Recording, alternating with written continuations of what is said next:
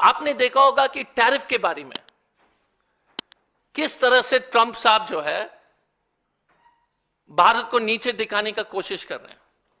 और ये सरकार इतनी डरी हुई है, बेशरम सरकार है कि मोदी जी का जाने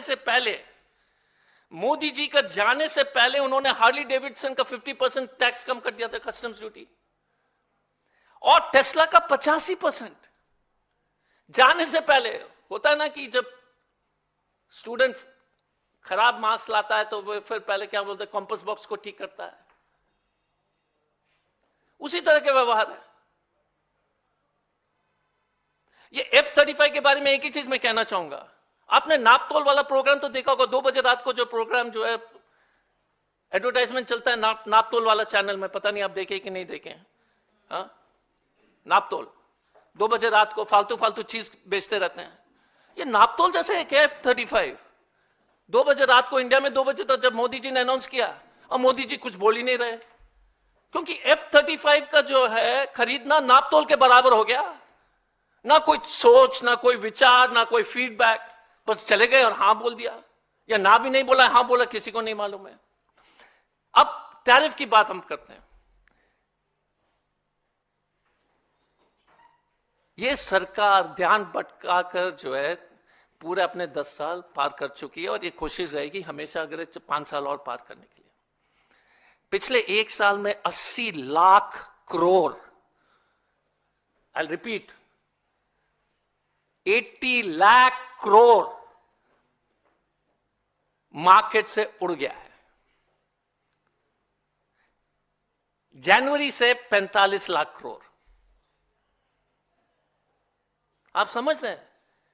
जितने भी पेंशन स्कीम, म्यूचुअल फंड, गरीब आदमी ने जो पैसा डाला था पिछले 15-20 साल में, पूरे गेन्स खत्म हो गए। आपने जो पैसा डाला था 5 साल पहले, बराबर कर दिया मोदी जी और मोदी जी की सरकार ने। और क्यों बताता हूं।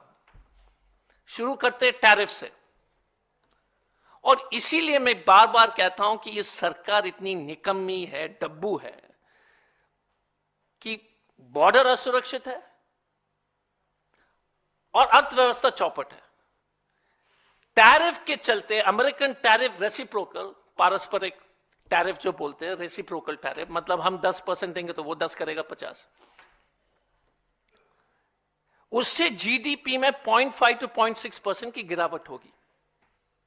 आप समझ रहे मार्केट क्यों डूब रहा है? लोग को विश्वास नहीं है कि मोदी सरकार कुछ कर पाएगी अमेरिका के खिलाफ। और ये सरकार को पहले से निर्मला सीतारमण को मालूम था कि टैरिफ लगने वाले हैं। उसके बावजूद, और सच सोच लीजिए, 6.5% अगर जीडीपी है, -0.6 कर दो, 5.9 आ जाता है। और इन्फ्लेशन अगर जोड़ दोगे, आप सोच लीजिए इस देश का क्या स्थिति होगी। लोग नहीं समझ पा रहे हैं कि इस देश जो है किस खतरे की तरफ बढ़ रहा है।